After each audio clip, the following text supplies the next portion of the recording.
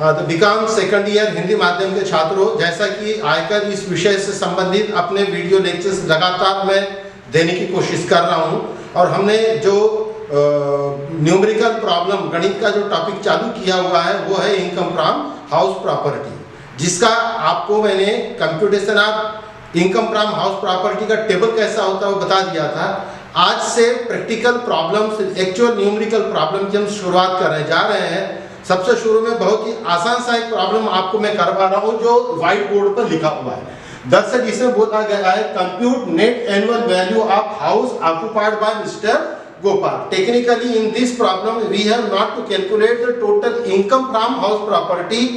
इस गणित में हमको इनकम फ्रॉम हाउस प्रॉपर्टी नहीं निकालनी है, लेकिन इनकम फ्रॉम हाउस प्रॉपर्टी निकालने के लिए सबसे पहले net annual value of house निकालना पड़ता है। इसीलिए मैंने आज केवल प्रैक्टिस के लिए, समझाने के लिए जो न्यूमेरिकल प्रॉब्लम दिया है उसके अंदर में compute income from house property नहीं है, यहाँ compute net annual value of house property occupied by Mr Gopal, और उसकी जानकारी दी है कि पर्टिकुलर्स है हाउस 1 हाउस 2। द मीनिंग होता है कि मिस्टर गोपाल के 2 मकान है।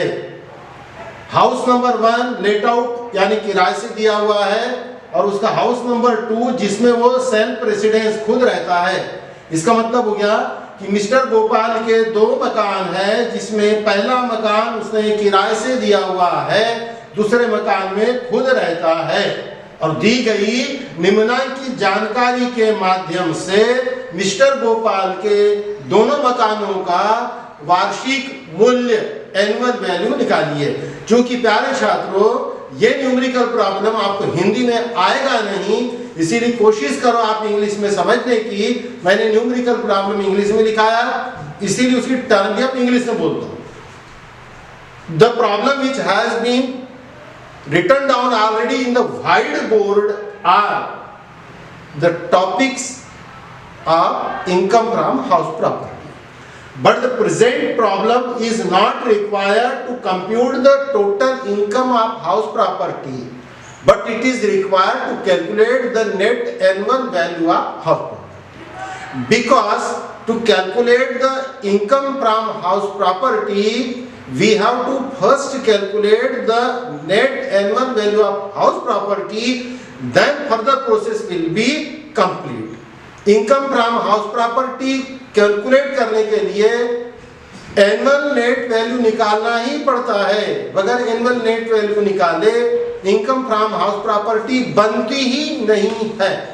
इसीलिए आज का पहला प्रॉब्लम जिसमें mister Gopal have 2 house, House 1 he has let out, and the second house is occupied by himself for his residential purpose. Mr. Gopal के 2 मकान है।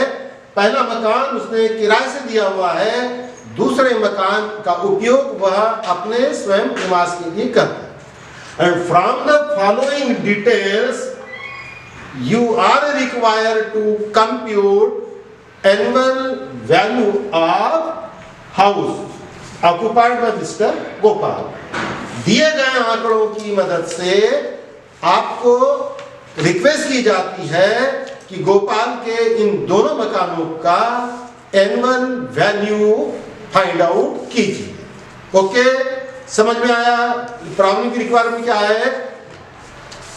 We have to compute net annual value. For what purpose? House property purpose. For whom? Mr. Gopal. How many houses is there? 2 houses. What are the utilization of house? House 1 for let out, rented, and the second house occupied by self-resident. Therefore, look here the answers statement. Computation of net annual value of house property occupied by Mr. Gopal. Mister Gopal के द्वारा अधिगृहित की गई मकान संपत्ति के वार्षिक मूल्य का गणना, वार्षिक मूल्य की गणना का कैलकुलेशन। कॉलम बनेंगे particulars, house 1 let out rupees में टर्म है, हाउस 2 सेल्फ रेसिडेंस। ठीक, चलिए, एनुअल वैल्यू की शुरुआत होती है, first we will write here the municipal value. As per the numerical problem, the municipal value of house 1 is rupees 3 lakhs and house 2 it is 2,50,000. But house 2 is occupied by himself for his self residential purpose. लेकिन दूसरा जो मकान है वो गोपाल ने अपने खुद के रहने के लिए उपयोग में ला रहा है. इसीलिए छात्रों कृपया ध्यान रखो, आयकर कानून के नियम के अनुसार ऐसा मकान जिसमें करदाता खुद रहता है उसका एनुअल वैल्यू निकाला नहीं जाता, वह एनुअल वैल्यू नील माना जाता है, उसके एनुअल वैल्यू की गणना ही नहीं होती है.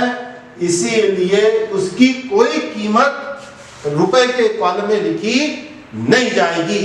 As per the rules regulation and income tax act, if the house is occupied by owner for his self residential purpose, that time the annual value of such a house will be nil, zero, no valuation. Self residential makan is equal to no annual value. Sir problem में दी है, दी रहेगी, वो आपको confuse करने के लिए है. सिर्फ किराए के मकान को छोड़कर किसी भी मकान का एनुअल वैल्यू निकलेगा नहीं. Okay, so the municipal value 3 lakh, उधर आ गया nil. Next, fair rent value rupees 2,50,000, again here nil. कृपया ध्यान रखो, मैं एनुअल वैल्यू का जो कैलकुलेशन आपको टेबल पर अभी करा के आंसर दे रहा हूं, इसमें जिस सीक्वेंस में वैल्यूएशन लिखे जा रहे हैं वही उसका कानून कायदा है. क्योंकि देखो कुल यहां पर 4 वैल्यू, म्युनिसिपल वैल्यू है, फेयर रेंट है, स्टैंडर्ड है, एक्चुअल है. ऐसा नहीं है कि न्यूमेरिकल प्रॉब्लम में म्युनिसिपल पहले है इसलिए मैंने पहले लिखा, फेयर बाद में इसलिए पहले फेयर लिखा. नो, ये कहीं पर किसी प्रकार से कैसा भी लिखा हो, यहाँ एक्चुअल रेंट रिसीव्ड पहले हो सकते था, स्टैंडर्ड रेंट पहले हो सकते था, फेयर रेंट पहले हो सकते था, म्युनिसिपल वैल्यू नीचे जा सकती थी. इसीलिए what are the sequences made by numerical problem is no meaning. We have to maintain the order of value according to income tax act. गणित में ये वैल्यू किसी भी प्रकार से लिखी हो, लेकिन जब हम प्रॉब्लम को सॉल्व करेंगे तो हमारी सीक्वेंस यही रहेगी, इसको चेंज करना नहीं है. आप यहाँ पर रेंट रिसीव्ड पहले नहीं लिख सकते, आप यहाँ स्टैंडर्ड रेंट पहले नहीं लिख सकते. इसीलिए पहले मैंने क्या लिखा, municipal value 3 lakh, fair rent value 2,50,000. इसको यहाँ पर बंद कर दो. बंद करने का मीनिंग ये है कि इन दोनों में से जो बड़ा है वो हमको यहाँ लिखना पड़ता है. तो पहले ये लिखो, फिर ये दूसरी लिखो, दोनों को लिख के बंद करो, फिर तीसरा वर्ड लिखिए. आपको बिल्कुल सरल भाषा में बता रहा हूँ, विच इज मोर. टेक्निकल लैंग्वेज में बोला जाता है विच एवर इज मोर. अब आप हिंदी मीडियम के छात्र हैं और इंग्लिश लिखने में दिक्कत जाएगी, तो सिंपल सिंपल इंग्लिश में न्यूमेरिकल प्रॉब्लम को समझो. Municipal value 3 lakh, fair rent value 250, second house residential purpose है, देयरफॉर वैल्यू नील. प्रॉब्लम में सर दी है, okay, but income tax act not permit you. लेकिन आयकर कानून आपको यह आज्ञा नहीं देता है कि आप सेल्फ रेसिडेंशियल हाउस का कोई वार्षिक मूल्य निकालता नहीं. तो ये दोनों के बाद जो ज्यादा है विच इज मोर, जो ज्यादा मतलब 3 लाख 250 में बड़ा कौन सा है, 3 लाख, ये लिखा 3. अब इसके बाद सीक्वेंस है standard rent It is given in the numerical problem 2,25,000. ये 2,25,000 फिर किया इसको बंद। बेटा ये सीक्वेंस है, छात्रों ख्याल रखिए। आपको गणित हाउस प्रॉपर्टी का दिखे बरोबर ये टेबल बिल्कुल मुझको पास्ट याद रख लो। पर मैं तो बल्कि सलाह ये दूंगा कि पहले ये सब लिख लेने का और बाद में न्यूमेरिकल प्रॉब्लम में ढूंढना है तो ठीक, नहीं ये तो ठीक। Municipal value, fair rate value, which is more, it will compare. अब इसकी तुलना होगी स्टैंडर्ड रेट से। Next word which is less. देखो बड़ा अच्छा है समझने के लिए, आप पहले मोर बाद में लेस। पहले more municipal fair rate which is more 3 lakhs, it will compare standard rate. आप देखो पहली बार आपने 3 लाख और 250 में से जो मोर है उसको लिखा था तो 3 था। अभी आपको कंपेयर 3 और 2,25,000 में करना है। 3 लाख और 2,25,000 में विच इज लेस, छोटा कौन सा है? 2,25,000। ये सब नील चलेगा बेटा, इधर जो सेम प्रेसिडेंस है उसका वैल्यूएशन ही नहीं होगा। Municipal value, fair rate which is more, will compare with standard rate which ever is less. तो लेस कितना हो गया ये देखिए, बिल्कुल आपको लाइन डोरी बताते चलता हूं, जरा भी फर्क नहीं पड़ने देना। Now it will compare with actual rent received. ये प्रॉब्लम में दिया है 2,75,000, 2,75,000। फिर लाइन खींचेंगे, अब लिखेंगे विच इज मोर। बस इतना आपको संभालना है और कुछ नहीं है। Which is more is equal to gross annual value. Numerical problem में कंप्यूट करने कहा है नेट एनुअल वैल्यू। अभी नेट एनुअल वैल्यू नहीं आई है, अभी हम कहां रुक गए? ग्रॉस एनुअल वैल्यू पे। उसके लिए हमको कितने बातों की जरूरत पड़ी? 1 2 3 4। और प्रॉब्लम का सॉल्यूशन कैसा हुआ?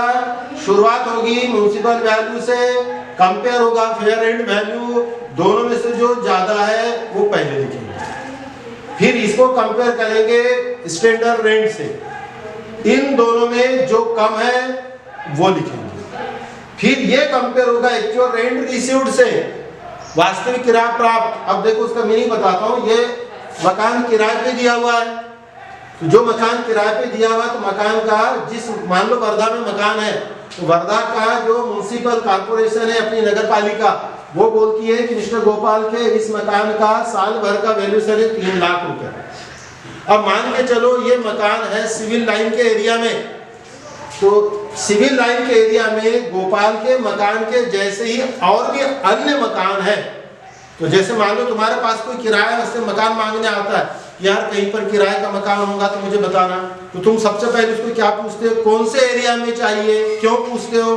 क्योंकि एरिया वाइज मकान का किराया फिक्स होता है, बरोबर है कि नहीं है? सिविल लाइन में जो मकान है उतना ही बड़ा मकान यदि झोपड़पट्टी में भी रहेगा तो भी दोनों का किराया समान रहेगा क्या? आप बताइए।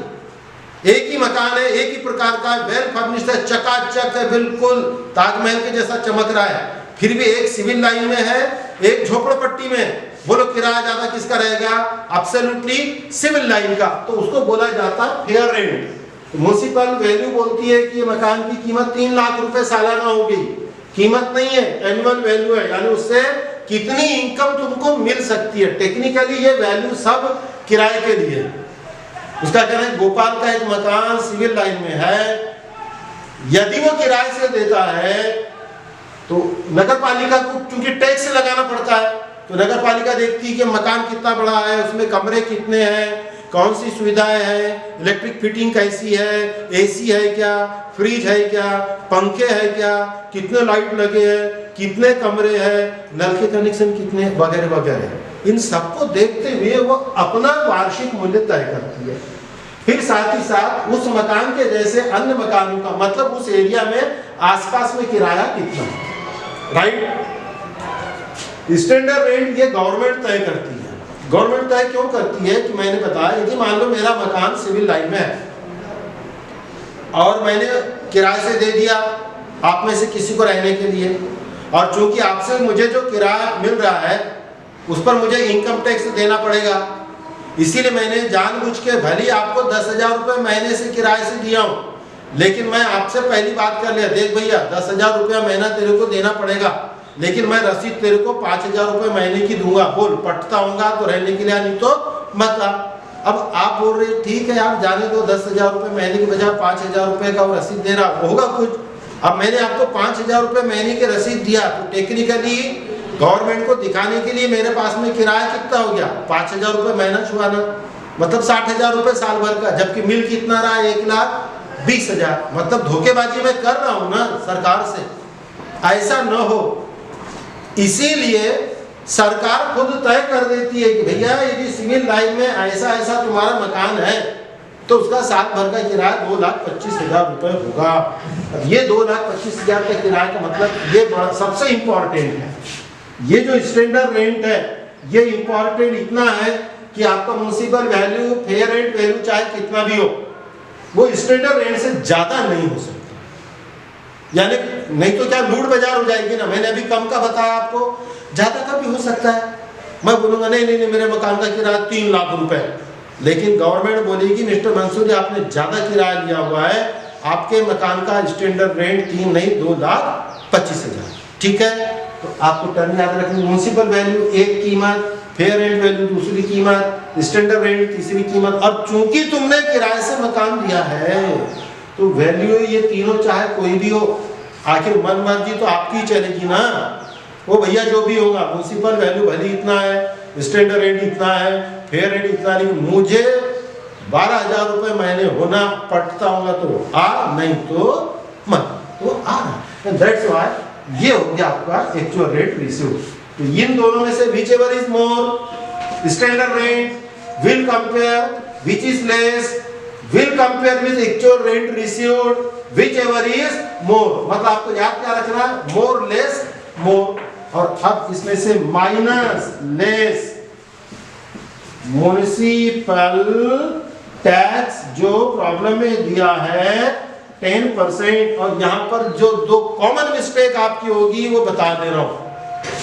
नेट एनुअल वैल्यू कितना ही निकले, municipal tax will always compute on municipal value. नहीं तो गलतियां क्या होती है, ये वैल्यू निकला तो हम इसके 10% लिख देते हैं, यही चीज आपकी गलत होगी। और दूसरा सिर्फ इतना देखना है कि म्युनिसिपल टैक्स पे किसने किया।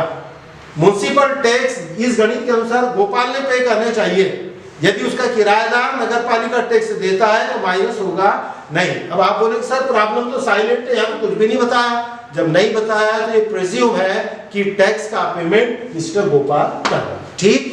ये देखो मैं आ गया लेस म्युनिसिपल टैक्स कितने परसेंट, 10%। किसके, इसके, नो, म्युनिसिपल वैल्यू के।